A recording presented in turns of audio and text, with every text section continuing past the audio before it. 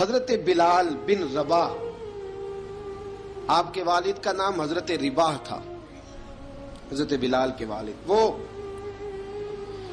حضرت بلال ابھی بچپن میں چھوٹے سے تھے کہ والد انتقال کر گئے، یتیمی میں پرورش پائی جناب بلال نے، یتیمی میں، اور پھر دو بہنیں، ایک والدہ، ایک بھائی۔ حضرت بلال حبشی کا یہ خاندان مکے میں بکتا بکاتا کسی طرح عبداللہ بن جدعان کے پاس پہنچ گیا۔ بڑا پکا کافر تھا، بڑا پکا۔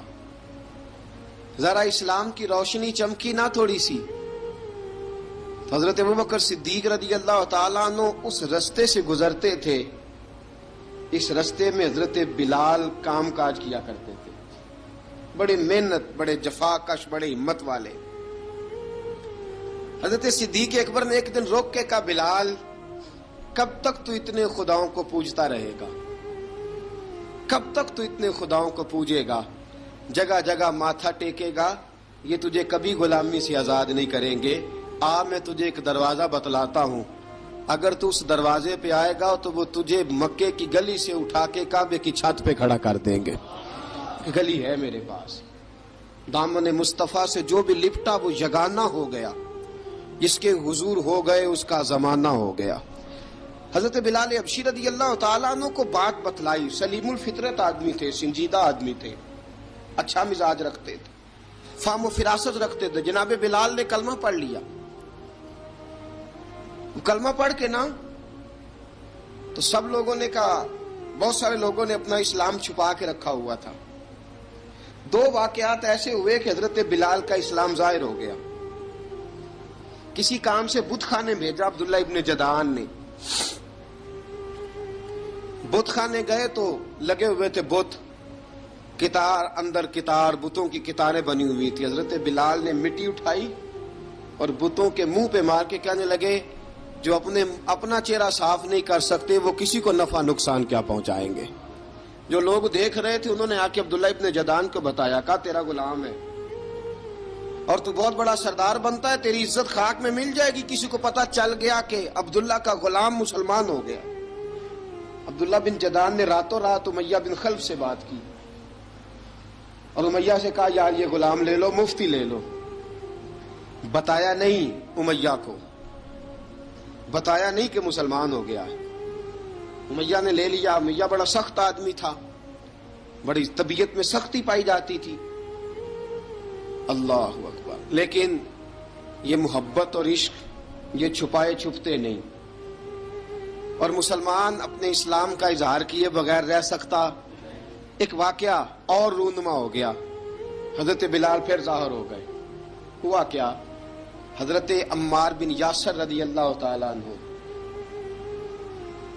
مکے کے سارے کافر کٹھے ہو کے ایک غریب آدمی کو مار رہے ہیں، غریب آدمی کو۔ جب اندر انسان کے چور ہوتا ہے تو بڑا سے بڑا آدمی بھی بزدل ہو جاتا ہے۔ جب اندر چور بیٹھ جائے نا تو بڑے سے بڑا آدمی بزدل ہو جاتا ہے، اور جب اندر صفائی ہو تو غریب سے غریب آدمی بھی بہادر ہو جاتا ہے۔ حق پہ ہونا چاہیے، سچا ہونا چاہیے، پھر بہادر ہو۔ حضرت عمار بن یاسر رضی اللہ، ایک غریب آدمی، مکے کے سارے سردار مکے کے چوک میں کٹھے ہیں اور ایک دیوار کے ساتھ کھڑا کیا ہوا ہے حضرت عمار بن یاسر کو، اور کوڑے مار رہے ہیں،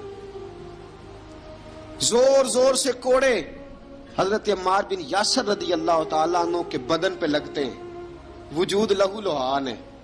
حضرت عمار بن یاسر کو پتا تھا کہ بلال بھی مسلمان ہو گئے، لیکن ان کا خیال تھا کہ یہ کسی کو بتلائیں نہ تو ہی بہتر ہے۔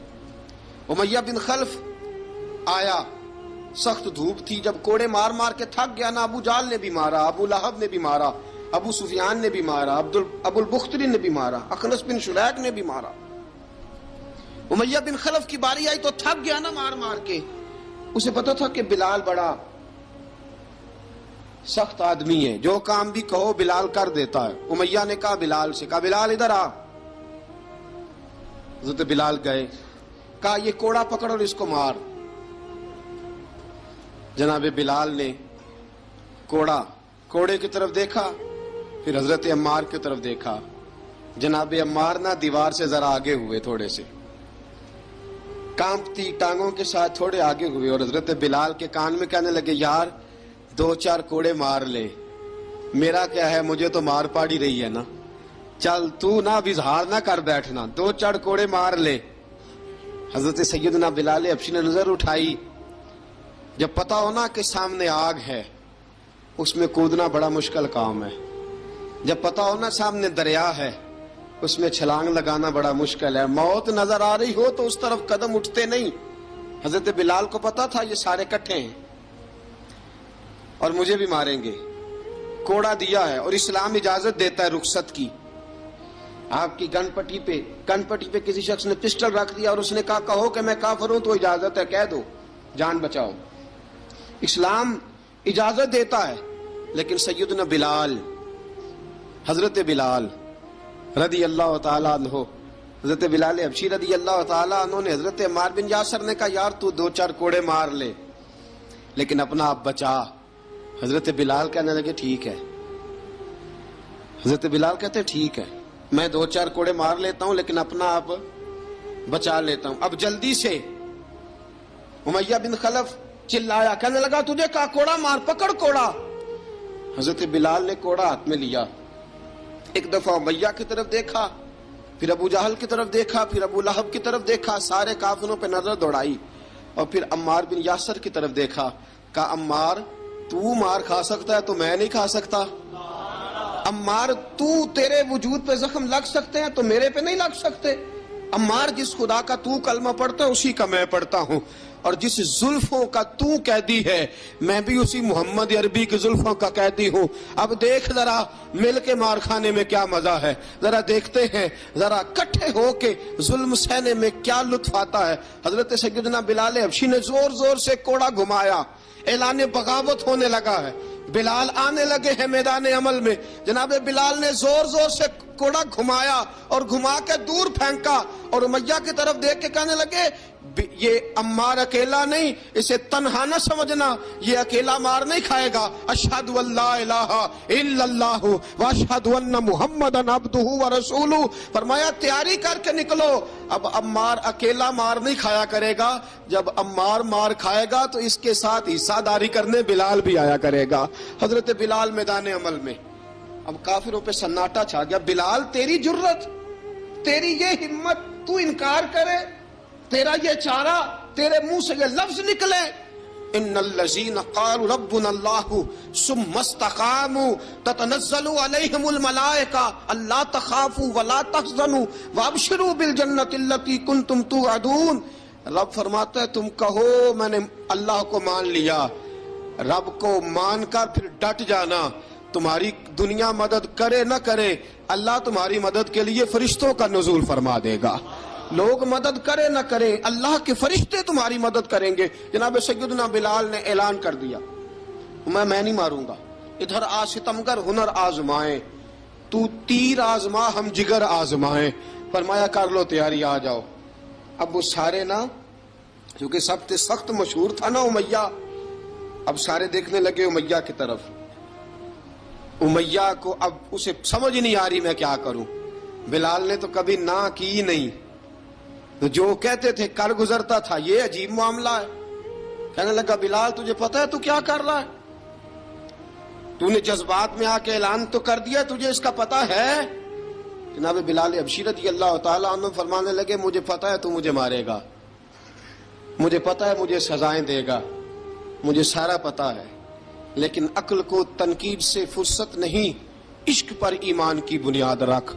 فرمایا میں نے عقل کے گھوڑے دوڑانے چھوڑ دیے ہیں, بس کلمہ جو پڑھ لیا, جب اعلان جو کر لیا ہے, جب محبت جو کی, تو اب اس میں کسی قسم کی مصلحت کی اجازت نہیں. اقبال کہتا ہے کہ پختہ ہوتی ہے اگر مصلحت اندیش ہو عقل, عشق ہو مصلحت اندیش تو ہے خام ابھی, اور بے خطر کود پڑا آتش نمرود میں عشق. عقل تھی محو تماشائے لبے بام ابھی. فرمایا عقل پختہ ہوتی ہے اگر سوچا جائے, عشق کے معاملے میں سوچا جائے تو عشق کمزور ہوتا ہے, وہاں سوچنے سمجھنے کی اجازت ہوتی نہیں. سوچنا سمجھنا تھا کلمہ پڑھنے سے پہلے, اب تو پڑھ لیا, اب سوچنے کا نہیں, اب عمل کرنے کا وقت ہے. اب جناب بلال پر سختی شروع ہوئی. مارنا شروع ہوئے. کس کس انداز میں مارا؟ لوہے کی سلاخیں پہنا کر عرب کی تپتی ہوئی ریت پہ لٹا دیا. جب لوہا گرم ہوتا، سلاخیں گرم ہوتی، وہ وجود کو لگتی، پہلے خاموش رہتے. علامہ ندوی نے لکھا پہلے چپ رہتے، پہلے احد احد نہیں کہتے تھے، پہلے احد احد نہیں کہتے. جب تکلیف بڑھ جاتی نا تو پھر زبان سے نکلتا احد احد احد. وہ وحدہ لا شریک ہے، وہ وحدہ لا شریک ہے. جب تکلیف بڑھتی پھر امیہ کیا کرتا؟ پھر امیہ حضرت بلال رضی اللہ تعالیٰ عنہ کے گلے میں رسی ڈالتا اور مکے کے اوباش لڑکوں کے ہاتھ میں دیتا. مکے کی گلیوں میں کبھی کسی پاگل کو آپ گزرتے دیکھو نا، لڑکے اسے چھیڑ رہے ہوں، آپ کو پتا ہے وہ پاگل ہے، اس نے زیادتی بھی کی ہے. لڑکے چھیڑتے ہوں تو بزرگ اور سیانے لوگ منع کرتے ہیں، کہتے ہیں بدتمیزوں نہ کرو، وہ تو بیچارہ دیوانہ ہے، وہ تو پاگل ہے. مکے کی گلیوں میں حضرت بلال جب گلے میں رسی ڈال کے، ذرا دوستوں خیال تو کرو، بٹن کھلا ہو تو ہم بازار میں جانا پسند نہیں کرتے، کپڑے تھوڑے میلے ہوں تو گلی میں نکلتے نہیں. بلال تو مہذب آدمی ہے، سنجیدہ آدمی ہے، یہ کیا ہو رہا؟ حضرت بلال کے گلے میں رسی ڈال کے نا جب مکے کی گلیوں میں وہ نوجوان دوڑایا کرتے تھے، حضرت بلال رضی اللہ تعالیٰ عنہ کے قریب سے گزرتے تو گزرنے والے بھی عجیب بات کرتے. کوئی کہتا ذرا اور کلمہ پڑھ، کوئی کہتا گلاب اپنے خدا کو تجھے بچائے، کوئی کہتا بلال تجھے کیا ضرورت پڑی تھی یہ سارا کچھ کرنے کی. ایک آدمی آیا کہنے لگا بلال اگر تیرا رب سچا ہے، تیرے رسول سچے ہیں، پھر تجھے بچاتے کیوں نہیں؟ پھر تجھے بچاتے کیوں نہیں؟ جب تو اتنا مخلص مومن ہے اور اتنا تیرے اندر خلوص پایا جاتا ہے تو وہ آتے کیوں نہیں تیرے دفاع کے لیے؟ وہ تیرے لیے ڈھال کیوں نہیں بنتے؟ حضرت بلال حبشی کا جواب بڑا زبردست تھا. جناب بلال کہنے لگے میں مخلص تو ہوں، میرا رب قادر بھی ہے، لیکن فرمایا جب تم جاتے ہو نا بازار میں برتن خریدنے، مٹی کا برتن لینا ہو تو ذرا ٹھوک بجا کے چیک کرتے ہو کچا ہے کہ پکا ہے. فرمایا رب رسول بھی ذرا ٹھوک بجا رہے ہیں کچا ہے کہ پکا ہے. فرمایا میں دعا کرو میں امتحان میں پورا اتروں، دعا کرو میں امتحان میں پورا اتروں. وہ ذرا مجھے ٹھوک بجا کے چیک کر رہے ہیں، ٹھوک بجا کے. حضرت بلال حبشی مارا ستایا تینوں لب دیاں آپ گواچے، سانو اپنی خبر نہ کوئی، ساتھوں پارے ککھ گلیاں دے، سانو آخ دے لوگ شدائی، ننگ نموس دا ساڑ کے چولا، گل پہنے تاج گدائی، آزم اپنا آپ گوایا ہے تاں یار نے چاتی پائی. حضرت بلال حبشی اتنی مار، اتنی تکلیفیں. اچھا حضرت صدیق اکبر گزرے. اچھا ایک بات اور لکھی ہے سیرت نگاروں نے، وہ کہتے ہیں کہ ایک تو تھا نا جب تکلیف ہوتی تھی تو احد احد کہتے تھے، ایک جب کوئی کافر نظر آتا تھا نا، اس طرح بندہ چڑھاتا نہیں کسی کو، جب کوئی بے ایمان کافر نظر آتا حضرت بلال کو تو آپ فرماتے احد احد احد، اللہ ایک ہے، اللہ ایک ہے، اللہ ایک ہے، اللہ ایک ہے. جب کوئی نظر آتا اب وہ مارتا، پھر آہستہ آہستہ وظیفہ پاک گیا، پھر سارا دن احد احد چلتا رہتا، سارا دن احد احد چلتا رہتا. حضرت صدیق اکبر گزرے قریب سے، بڑی تکلیف ہوئی. جناب ابو بکر صدیق رضی اللہ تعالیٰ عنہ نے کہا بلال اونچی ذکر نہ کیا کر، آہستہ کر لیا کر، اونچی آواز میں مارتے جو ہیں تجھے تو اس طرح کر، ذرا ذکر دو ہے نا، ایک ذکر جلی ہے ایک ذکر خفی ہے، تو دل میں ذکر کر لیا کر، اونچا نہ کیا کر، مار سے تو بچ جا. تو بلال نے کہا ٹھیک ہے، آپ نے جو نسخہ دیا اس پہ عمل کروں گا. 2 دن حضرت بلال حبشی نے دل میں ذکر کیا، مار ہی نہیں پڑی، مار ہی نہیں پڑی. جفا جو عشق میں ہوتی ہے، اقبال کہتا ہے جفا جو عشق میں ہوتی ہے وہ جفا ہی نہیں، ستم نہ ہو تو محبت میں کچھ مزہ ہی نہیں. حضرت بلال کو مارنا نہ پڑی، 2 دن مار نہ کھائی تو تیسرے دن امیہ داخل ہوا تو کہنے لگے احد احد احد. اس نے پھر پکڑ لیا درہ، پھر اٹھایا کوڑا، پھر لگا مارنے. جناب حضرت بلال حبشی رضی اللہ تعالیٰ عنہ کو مار پڑ رہی ہے. جناب صدیق اکبر گزرے، کہا بلال تجھے منع کیا تھا، تو پھر شروع ہو گیا ہے. کہا حضور آہستہ ذکر کرنے میں مزہ ہی نہیں آتا، یہ مجھے مارتے نہیں، کسی کو کیا پتا چلے گا کہ بلال پہ سختیاں ہو رہی ہیں. حضرت بلال حبشی.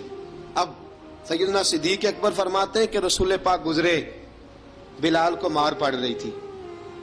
मेरे हबीब पाक की आंखों में आंसू आ गए। बेखबर हो जो गुलामों से वो आका क्या है।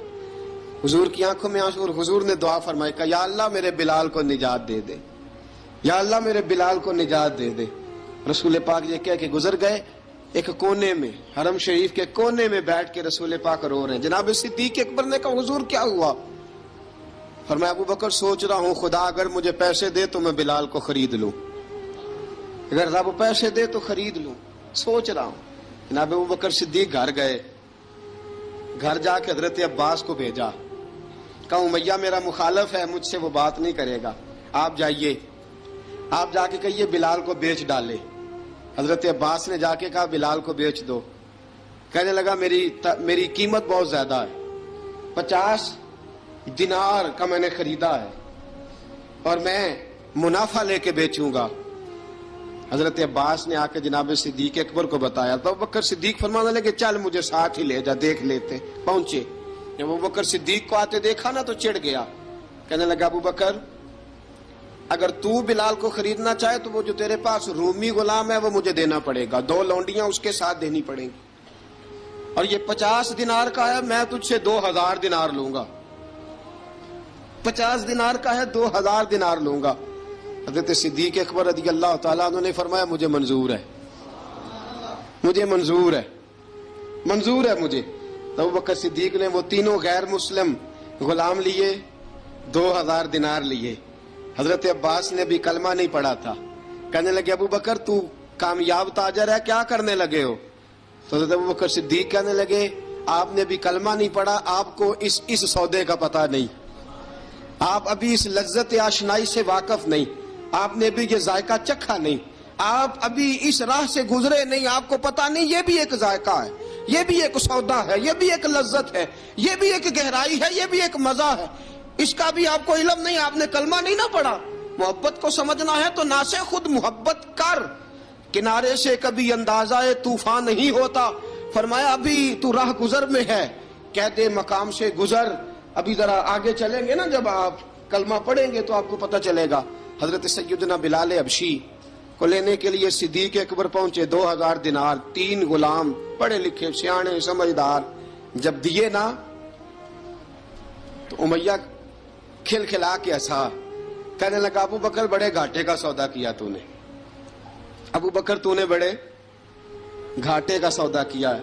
ये पढ़ा लिखा मुझे दे के जा रहा है और ये अनपढ़ तू लेके जा रहा है, ये खूबसूरत रूमी गुलाम दे के जा रहा है और ये हबशी काले रंग का तू लेके जा रहा है, और 50 दिनार का गुलाम 2000 दिनार में तू लेके जा रहा है, इतने घाटे का सौदा, इतनी बड़ी नादानी। हजरत जनाब सैयदना सिद्दीक अकबर रज़ी अल्लाह ताला कहने लगे उमैया तू काफर है, लेकिन तूने अभी भी पैसे थोड़े मांगे हैं, तूने बिलाल का रंग देखा है, मैंने मुस्तफा के इश्क का रंग देखा है। फरमाया तू अभी इसके रंग में उलझा हुआ है और मैं जो इसके बातन का हुस्न है वहां तक पहुंच गया हूं। हजरत सैयदना बिलाल हबशी रज़ी अल्लाह ताला अन्हु साथ खड़े, जनाब अबू बकर सिद्दीक रज़ी अल्लाह ताला अन्हु ने इरशाद फरमाया अगर मैं यमन का हुक्मरान होता, यमन का बादशाह होता, और तू मुझे कहता कि बिलाल मैं तब दूंगा जब तू मुझे यमन की हुक्मरानी देगा, फरमाया मैं तुझे यमन की हुक्मरानी भी दे देता लेकिन बिलाल को जरूर खरीद के ले जाता। हजरत बिलाल हबशी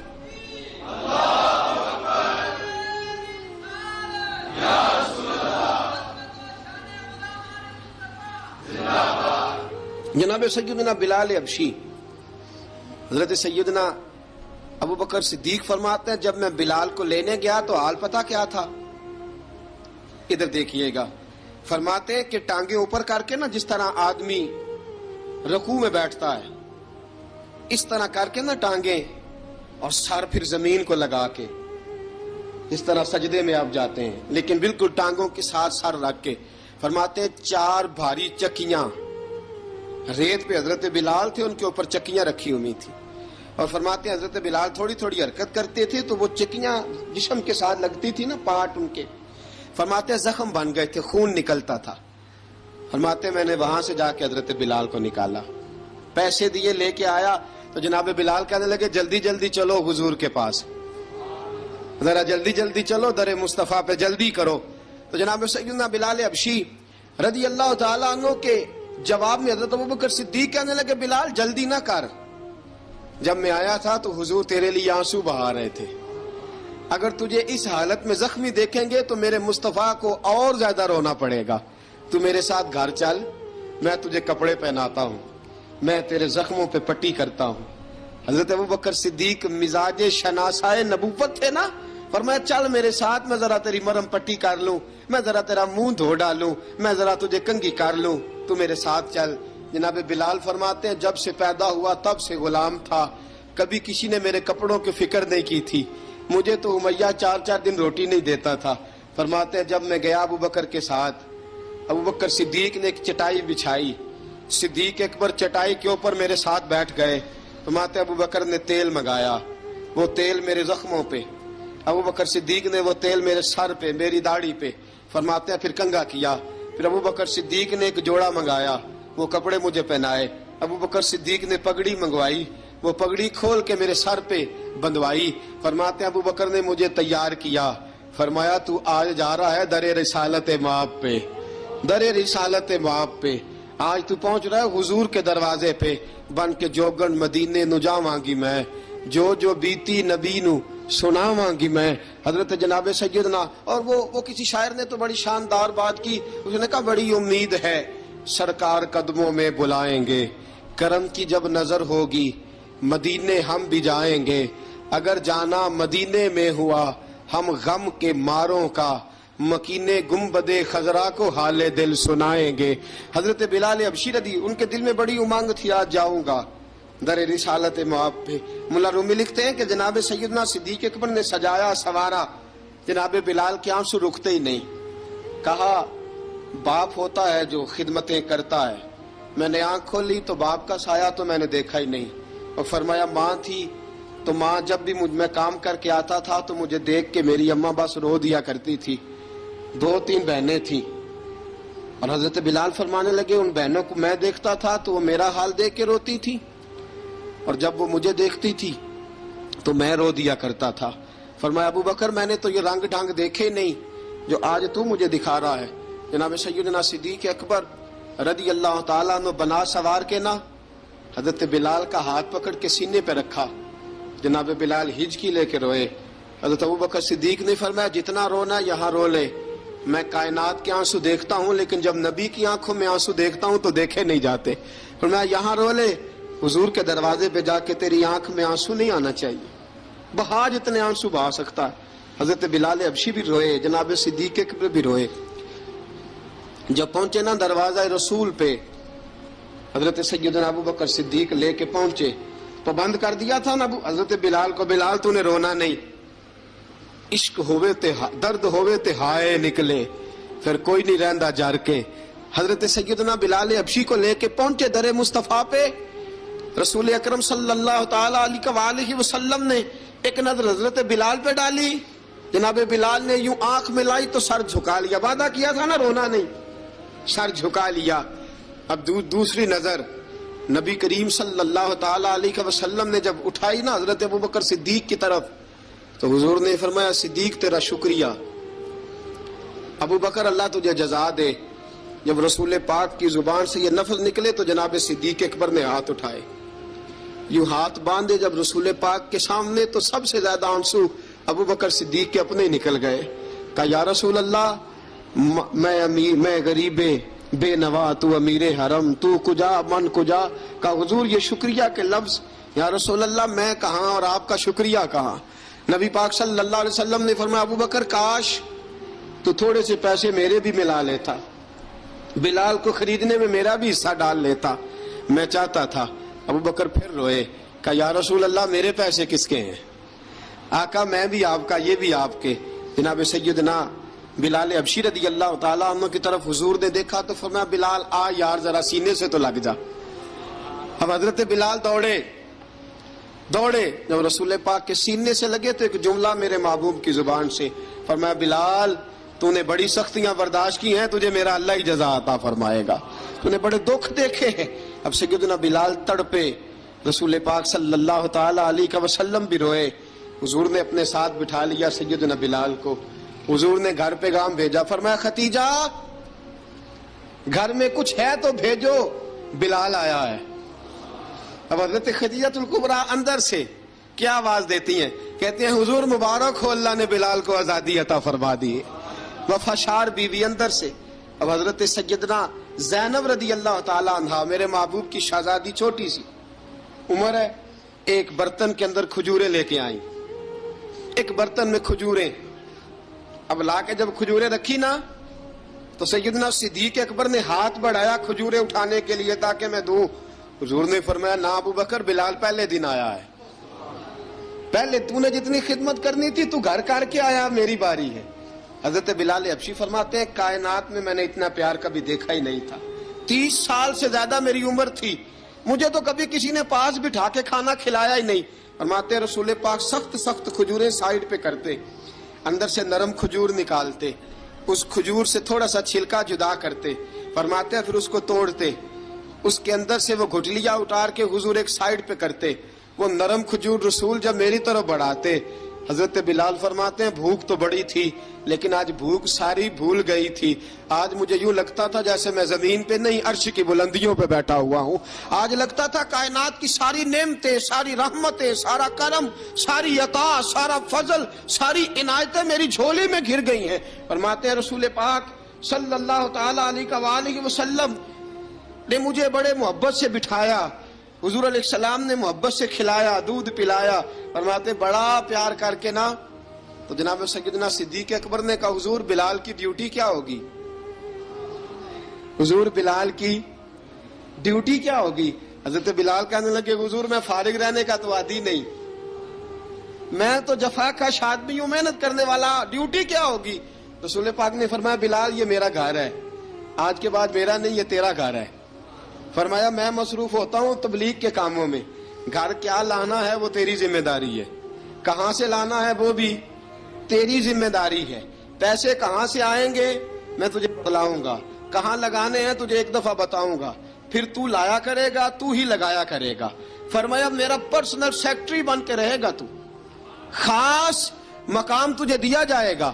حضرت سیدنا بلال حبشی رضی اللہ تعالی عنہ کو رسول اکرم صلی اللہ تعالی علیہ وسلم نے اس کام پر مقرر فرما دیا۔ اب دیکھیے حضرت بلال رضی اللہ تعالی عنہ جب در مصطفیٰ صلی اللہ تعالی علیہ وسلم پر پہنچ جاتے ہیں، اور پہنچنے کے بعد کیا مسئلہ ہے جی، کیوں نہیں چل رہا؟ درود پاک پڑھی الصلاۃ والسلام علیک یا کی گل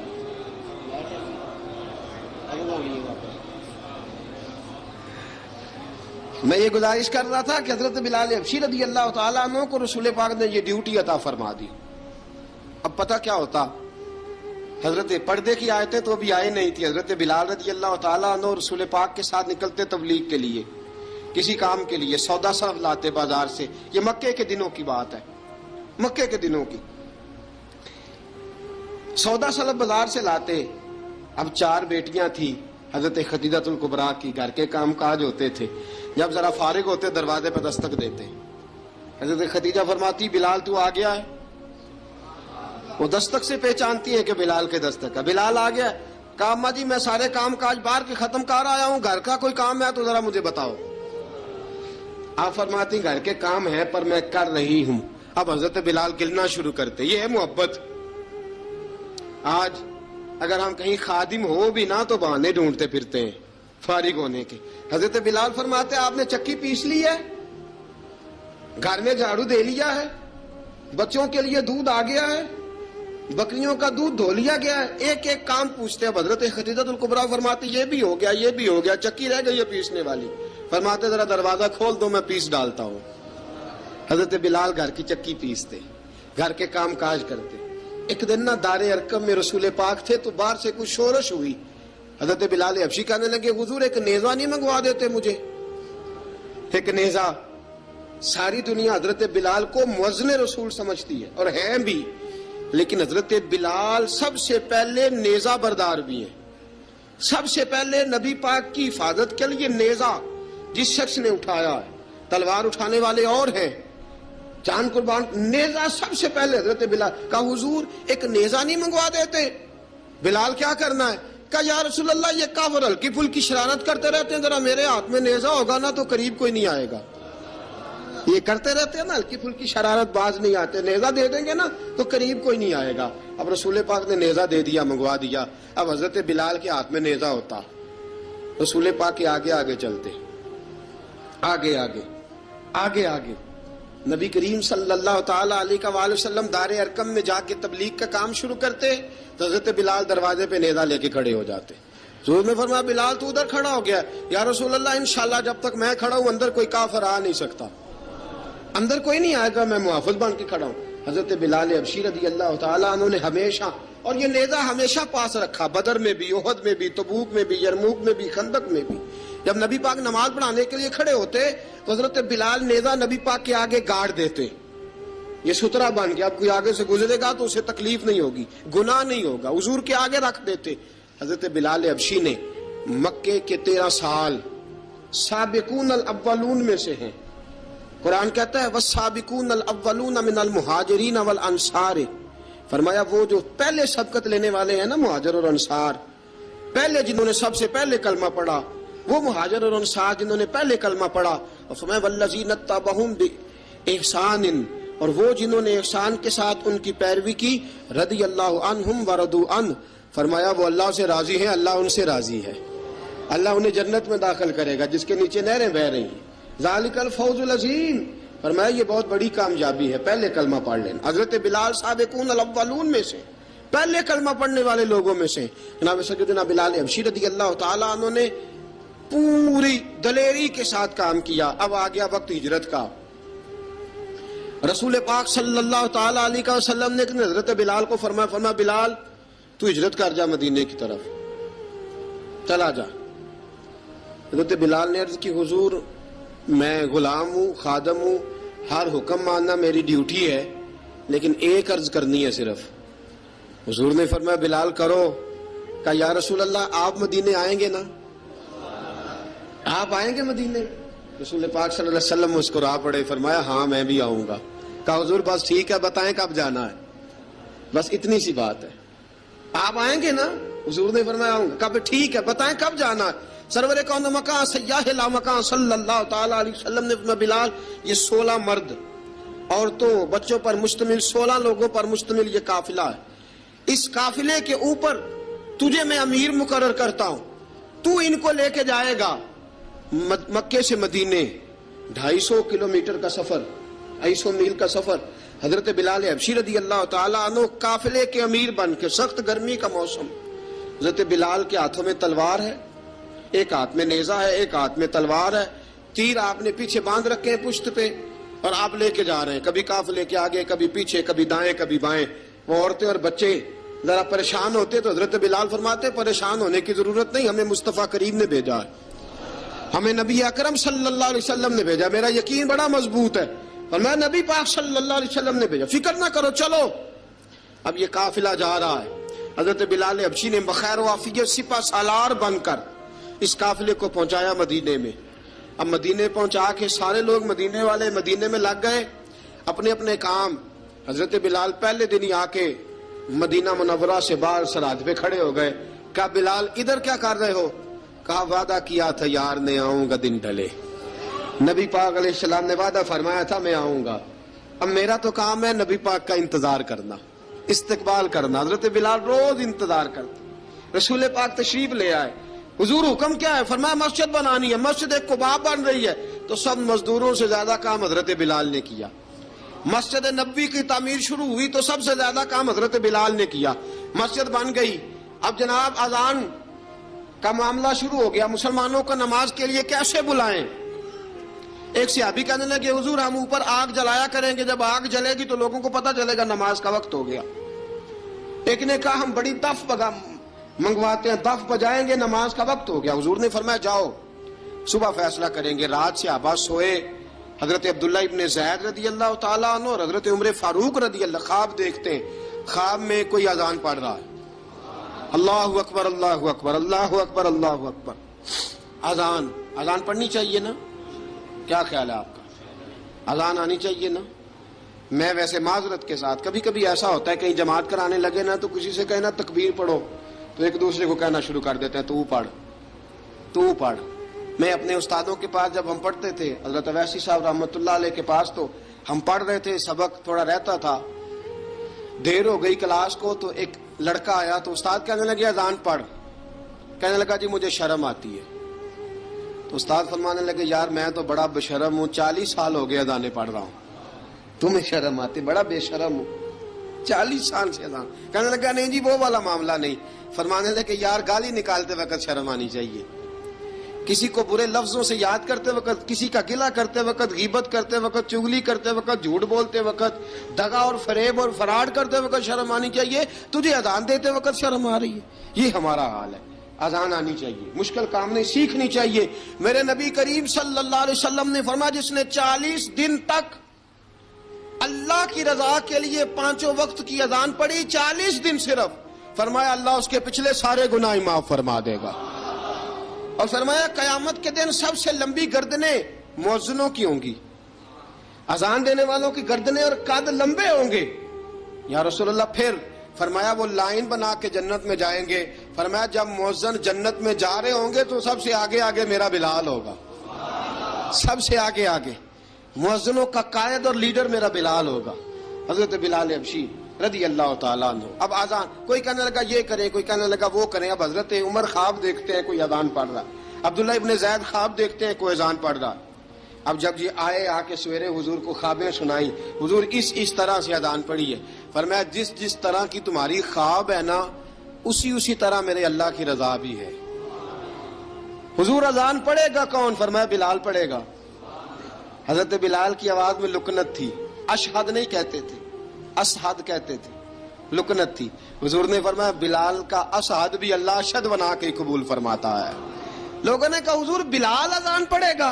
حضور نے فرمایا انشاءاللہ یہی پڑھے گا. حضور نے حضرت بلال کو اب اصحاب صوفہ میں پڑھتے بھی تھے، باقاعدہ علم بھی حاصل کرتے تھے، نبی پاک کے پاس تعلیم حاصل کرتے تھے، حضرت بلال حبشی. اب حضور نے فرمایا بلال یہ اذان کے لفظ ہیں تو اذان پڑھا کرے گا. جناب بلال حبشی کو اذان سکھا دی اور رسول پاک صلی اللہ تعالی وسلم نے فرمایا چڑھ جا مسجد نبوی کے ساتھ مینارے پہ، چڑھ جا ایک کونے پہ اور چڑھ کے اذان پڑھ. اب حضرت بلال حبشی رضی اللہ تعالیٰ عنہ نے سب سے پہلی اذان تاریخ میں پڑھی، سب سے پہلی اذان. 2 مرتبہ حضرت بلال اذان نہیں پڑھ سکے جب تک رسول پاک موجود ہے. 2 مرتبہ، ایک مرتبہ تو مدینہ منورہ میں کسی وجہ سے حضرت بلال اذان نہ دے سکے، ایک مرتبہ تبوک سے واپسی پہ سو گئے. حضور نے فرمایا بلال تیری ڈیوٹی ہے ہمیں جگانے کی. حضرت بلال خود بھی سو گئے. سویرے جب اچھی طرح سے سورج چمکا تو رسول پاک کی آنکھ کھلی. حضرت بلال کو حضور نے آواز دی، جناب بلال چونک کے اٹھے. فرمایا تجھے کہا تھا جگانا ہے. یا رسول اللہ ساری رات جاگتا رہا، جب جاگنے کا ٹائم آیا تو سو گیا. میں نے کہا میں ذرا کمر سیدھی کر لوں. حضور بس لیٹا ہی ہوں تو آنکھ لگ گئی، ٹیک لگائی ہے بس میں نے، پتھر کے ساتھ آنکھ لگ گئی. حضور نے فرمایا چلو پڑھو اذان. حضرت بلال نے اذان پڑھی اور سورج چمکتے میں رسول پاک نے نماز ادا فرمائی. عزیز دوستو حضرت بلال حبشی نے ہمیشہ اذان پڑھی، ہمیشہ. نبی کریم صلی اللہ تعالی علیہ وسلم کے صحابہ ایک دن حضرت بلال سے کہنے لگے بلال تو ساری زندگی اذان پڑھتا رہا، مزہ کب آیا اذان پڑھنے کا؟ مزہ کب آیا؟ حضرت بلال کہنے لگے ایک اس دن جس دن مجھے حضور نے اذان سکھائی تھی، بڑا لطف آیا تھا حضور سے اذان سیکھنے کا. اور فرمایا ایک اس دن مجھے مزہ آیا جب میں نے کعبے کی چھت پہ کھڑے ہو کے اذان پڑھی ہے. حضرت بلال فرماتے ہیں سارے کافر زمین پہ کھڑے تھے گردنیں جھکائے، اور میرے مصطفیٰ کریم جب کسوا نامی اونٹنی پہ بیٹھے تھے نا اور میں اذان دے رہا تھا تو میں آج بڑا راضی تھا. میں کہہ رہا تھا یا اللہ کیا بات ہے، آج تو نے میرے حبیب کو کتنی عزتوں سے نوازا ہے. ایک ہے گھر کے کام کاج کرنا، اور میں پہلے بھی حدیث سنا چکا، حضرت بلال حبشی خود بخود لوگوں سے قرضہ لے لیتے تھے، حضور کو تکلیف ہی نہیں. بخاری مسلم بتاتی ہے خود بخود قرضے لے لیتے تھے، خود بخود نبی پاک کو تکلیف ہی نہیں دیتے تھے. کام کاج ہے، مہمان آ جا رہے ہیں، ان کی خدمت کر دی ہے. بلال نے خود ہی قرضہ اٹھا لیا، قرضہ اٹھا کے خود بخود حضرت بلال سودا لے آئے، سودا لا کے جناب بلال نے پکا دیا. ایک دن ایسا بھی آیا بخاری شریف کے لفظ ہیں کہ جن کے قرضے دینے تھے وہ کہنے لگے بلال سویرے قرضہ دو. ورنہ تجھے لے جائیں گے، بکریاں چرانی پڑیں گے۔ حضرت بلال حبشی رضی اللہ تعالیٰ عنہ نے حضور کی خدمت میں عرض کی، کہا اگر کوئی بندوبست ہو گیا تو ٹھیک ہے، ورنہ میں تو سویرے بھاگ جاؤں گا، میں شام چلا جاؤں گا، پیسے آ گئے تو مجھے پیغام بھیجنا، آ جاؤں گا۔ سویرے فجر سے پہلے حضور نے پیغام بھیج دیا، فرمایا بلال تیری مدد کے لیے اللہ نے 3 اونٹنیاں سامان کی بھیج دی ہیں۔ حضرت بلال حبشی رضی اللہ تعالیٰ عنہ نے سارا گھر کا کام کاج خود سے سنبھال لیا تھا۔ ایک دن غائب ہو گئے حضرت بلال اذان دے کے، فجر کی اذان دے کے، ایک دن فجر کی اذان دے کے غائب نہیں ہونا چاہیے، کیا خیال ہے آپ کا؟ مؤذن کو اذان دے کے غائب، اسے مسجد میں پھر رہنا چاہیے۔ حضرت بلال حبشی رضی اللہ تعالیٰ عنہ اذان پڑھی، غائب ہو گئے، صحابہ ڈھونڈ رہے ہیں بلال کدھر ہے، اقامت پڑھے۔ حضور نے فرمایا ٹھہر جاؤ، بلال آئے گا تو اقامت پڑھے گا، بلال آئے گا تو جلدی نہ کیا کرو مسجد میں، اگر 2-4 منٹ کبھی دیر ہو جائے نا نماز میں تو جلدی کوئی بات نہیں، اللہ کے گھر ہی آئے ہو نا، جلدی نہ مچایا کرو، اللہ کا گھر ہے، رحمت والی جگہ ہے۔ حضور نے فرمایا بلال آئے گا تو اذان پڑے گا۔ اب سب صحابہ خاموش ہیں کہ بلال جاتا نہیں، کام بھی اس کا کوئی ایسا نہیں۔ حضرت بلال دوڑے آئے، جلدی دوڑے آئے۔ رسول پاک صلی اللہ علیہ وسلم نے سوال ہی نہیں کیا کہ بلال تو کدھر سے آیا ہے، فرمایا آ گئے ہو؟ حضور آ گیا ہوں، پڑھو اقامت، پڑھو اقامت پڑھی، جماعت ہو گئی۔ اب صحابہ کرام علی مریدوان حیران ہے کہ حضور نے پوچھا ہی نہیں اور بلال آیا بھی دیر سے۔ حضرت جناب سیدنا صدیق اکبر، جناب مقداد، جناب سلمان فارسی، چند صحابہ نا حضرت بلال کو لے کے، کون ہے بلال تو کدھر تھا؟ راز کی کوئی بات ہے جو بتاتا نہیں، کدھر تھا؟ حضرت بلال رضی اللہ تعالیٰ عنہ کی آنکھوں میں آنسو آ گئے، رو پڑے۔ کہ بلال کوئی گہری بات ہے، بتا معاملہ کیا ہے، روتا کیوں ہے؟ حضرت بلال حبشی رضی اللہ تعالیٰ عنہ فرمانے لگے، جب حضرت خدیجہ الکبریٰ گھر میں چکی پیستی تھی، تھک جاتی تھی نا تو میں مدد کرایا کرتا تھا۔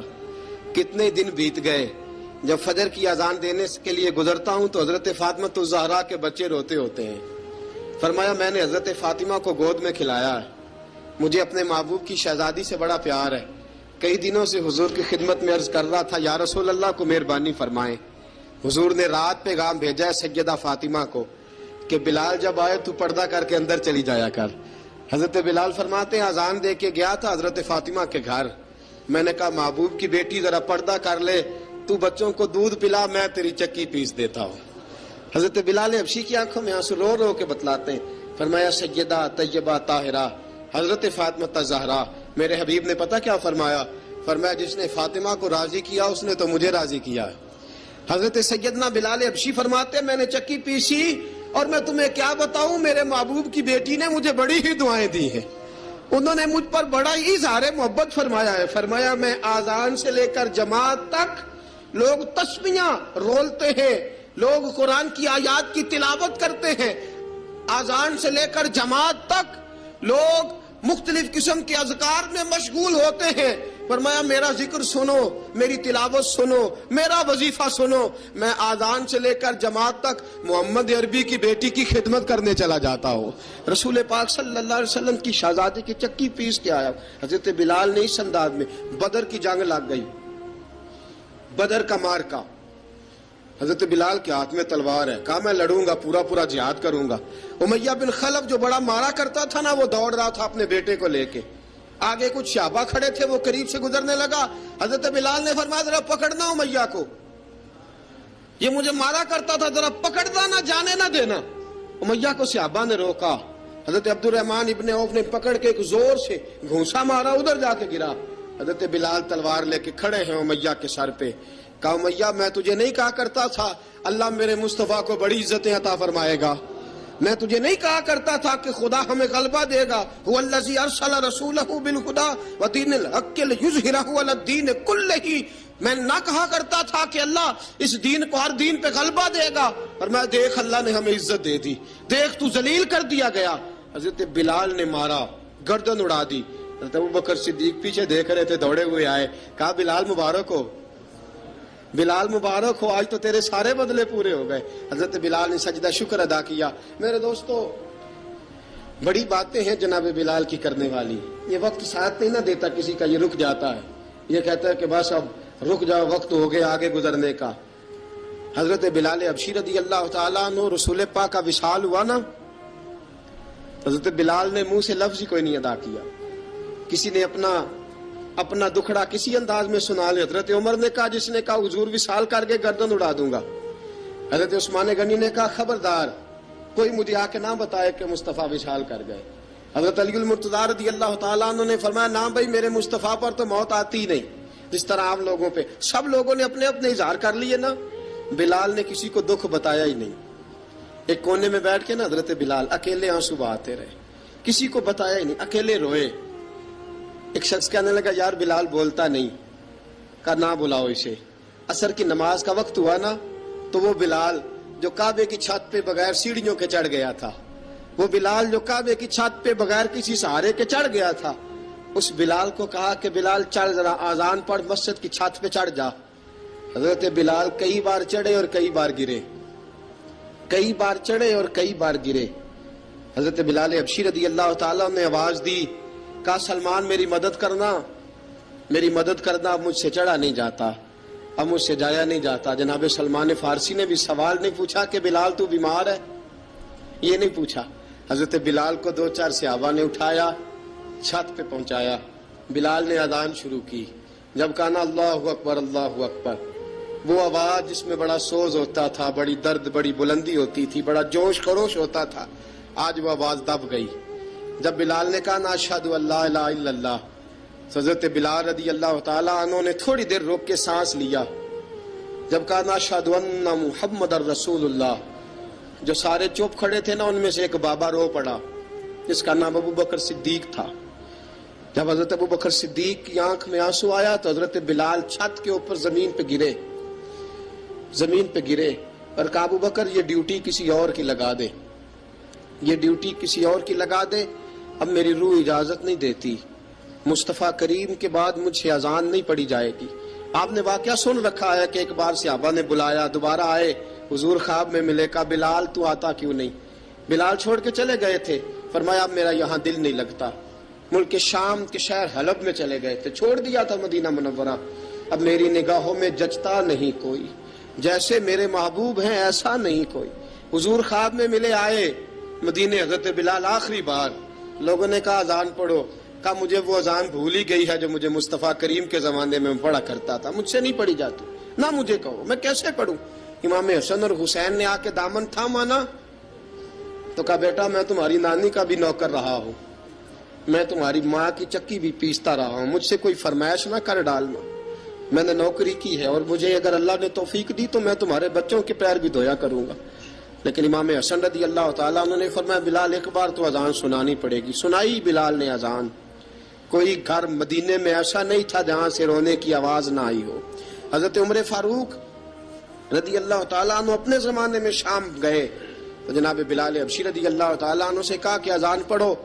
حضرت بلال نے فرمایا میں پڑھ ہی نہیں سکتا. بڑی ہمت کے بعد اذان پڑھی اور جناب بلال نے کہا تم اگر روئے نہ تو میں اذان پڑھوں گا. رونا نہ، وعدہ لے لیا. حضرت عمر تو نہ روئے لیکن معاذ ابن جبل نے رونا شروع کر دیا. جب معاذ ابن جبل روئے تو پھر عمر بھی روئے، جب عمر روئے تو پھر بلال بھی روئے. وہ اذان اشہد ان لا الہ الا اللہ تک گئی. رسول پاک کے بعد پھر اذان اس سے آگے بڑھ نہ سکی.